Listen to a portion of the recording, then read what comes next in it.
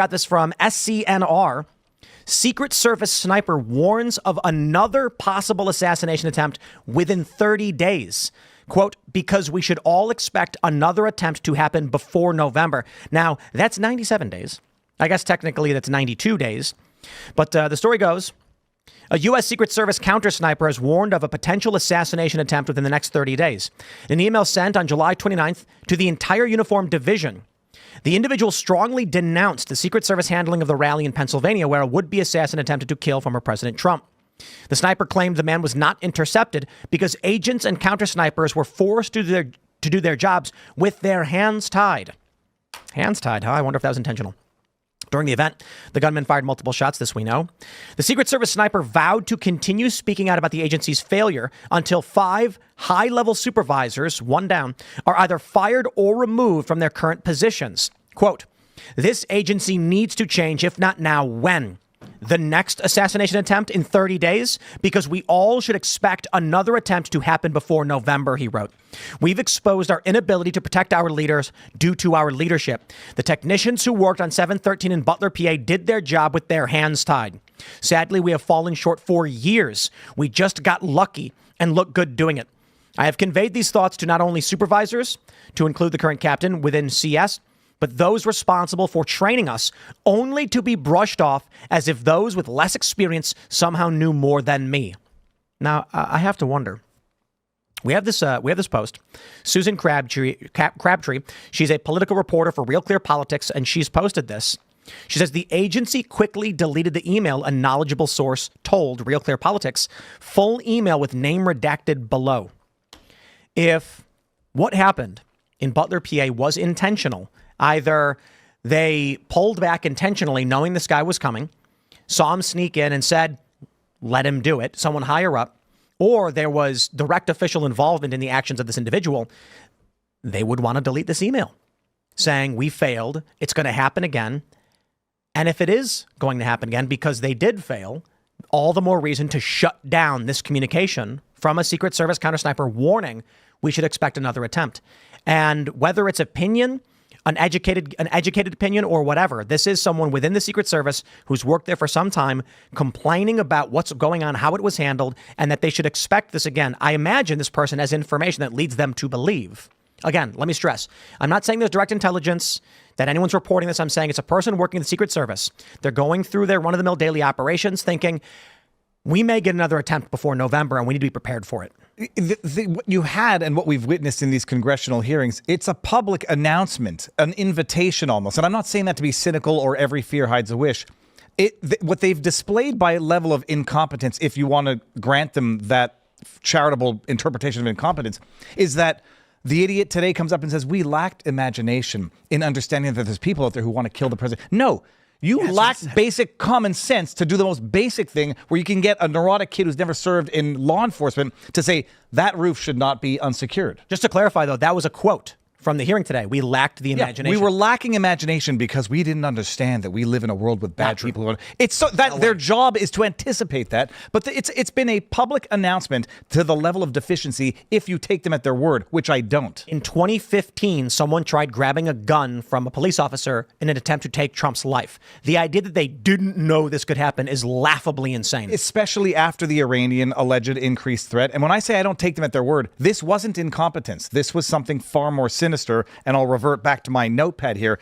They've made a public announcement that they're incompetent at best or corrupt at worst, in which case, expect something worse in the next month or two. They were willing. Haunting slogan there in that letter. We just got lucky and looked good doing it. That's the sound of a very frustrated agent who's dealing with a lot of bureaucracy, preventing him from doing his job. And he's got a lot to say. I mean, Susan Crabtree is a good reporter. I know her personally. She's very well sourced with the Secret Service. She helped uncover some of the details around that Kamala Harris protective detail agent that sort of went nuts and started attacking her superiors. So that was also just one more sign. And she definitely filed a lot of articles about the whole DEI affecting the Secret Service. I could imagine that what we're witnessing is the implosion of the deep state. And so I look at something like this, and the question is, with the fervent zealotry in the media about Donald Trump, I think maybe we underestimate the amount of threats to Trump. And it is possible that this was, I think what Buzz Patterson was calling it was intentional incompetence. Is that what we referred to it as? Last night. The idea being that there are so many threats to Trump because of what the media does all day, every day, that they need only stand back and stand by. And eventually somebody sneaks in and they just sit there and say, ooh, well, you know, if it happens. I'm of two minds of this. There is a slimmer possibility in my mind, I could be totally wrong, that this is Secret Service is failing. Like you mentioned, the agent going crazy, and this email, the chain of command is breaking. The intelligence agencies are in bedlam because the deep state is in flames. As Brett Weinstein mentioned, they're just winging it now.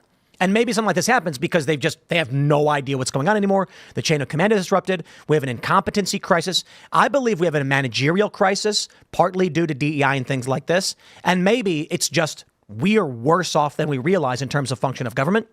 At the same time, take everything I just said, but they intentionally want this to happen because they are desperate and winging it and everything's falling apart and it's the only play they have. Either way, I think we are witnessing the deep state, the permanent government, whatever it is breaking apart. They didn't lack imagination when they wrapped DC in barbed wire for Biden's inauguration, right? Like they know to expect certain threats against him then. This is a total collapse. And I think it is a managerial problem, incompetence, but there's people behind the scenes allowing nefarious actors to climb through all that. And I think that's true for a lot of federal agencies, right? I think of it as if you were remodeling an old house and it has linoleum. Well, if you peel up one layer of linoleum, you might get the subfloor, but you might also get 5 other layers of linoleum. A lot of these agencies are comprised of people who were hired or installed during different administrations. So they have different goals. They have different views on this whole thing. And so, again, I'll go back to something I reference all the time, which is, the Saturday after the RNC, I was waiting for my flight and watching CNN, and CNN was reporting that Trump's team had no idea that there was a threat, and that's why they sent him out on stage during the Butler rally, which means that, and I assume Trump's team refers to his Secret Service team, meaning that there is a breakdown of communication with literally one agency that's at one place in Pennsylvania. I can't imagine what the breakdown, whether intentional or not, is like with the agency as it moves around,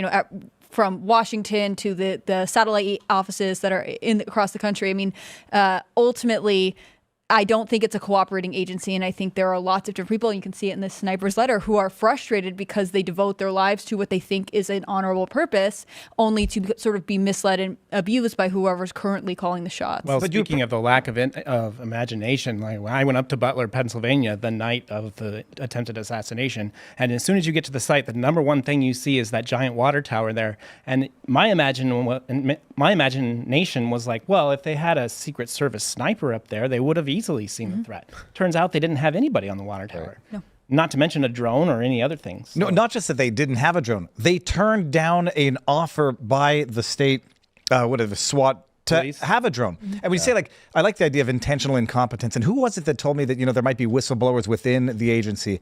I'm joking. It was you, Tim. That they're going to... It was from the convention. Forward. But But a lot of them. this email that you're reading, that's a sincere email from someone who does want to do good in an institution where there's deliberate incompetence. And you can imagine the higher up saying, dude, shut the hell up. The disarray that you're complaining about is by design. It's not by accident. But deliberate incompetence, I don't like that, right? When Buzz said intentional incompetence or the phrase, because if you want something bad to happen, so you deliberately line up the pieces so that it will happen, that's just deliberate. That's just intentional. It's the appearance of incompetence. Yes. It's like, oh, I'm sorry, I left the door open. I didn't realize your dog would get out, and that's my analogy. Or, leave something on the floor that the dog's Plausible going to eat. deniability. It's deliberate. It cannot be but deliberate. And the guy says we lack imagination, so we turned down a drone offer, which we would have accepted had we gotten it. This was from today, a bait. It is deliberate, and I don't know what more anybody needs to hear before you come to the conclusion it was a deliberate, let it happen on purpose or make it happen on purpose. I think the Secret Service agent sniper is correct. And before November, there will be another attempt on Trump. I believe that if Donald Trump, on his own, with no security and no Secret Service, decided to go for a walk in New York, his life would be in serious jeopardy.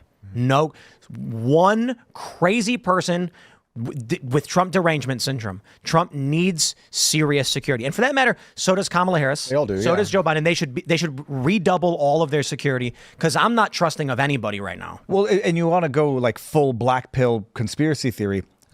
Kamala Harris might be more at risk from an opportunity perspective. God forbid something happens to Kamala Harris. They get to demonize the right. They get to then say it's too dangerous to have voting in person. We've got to have mass mail-in voting.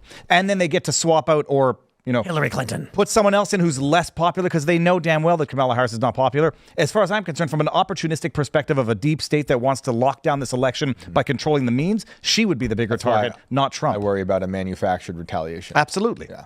That's what they want because they've already developed this idea, this caricature of the MAGA extremist. Oh, the MAGA extremist is the guy who tried to shoot Trump. An anti-Semitic, anti-immigrant guy shoots the president Trump, who's called anti-Semitic and anti-immigrant. Thanks for watching this clip from Timcast IRL. Make sure to check out the live show Monday through Friday at 8 p.m. on this channel. Subscribe and we'll see you all there.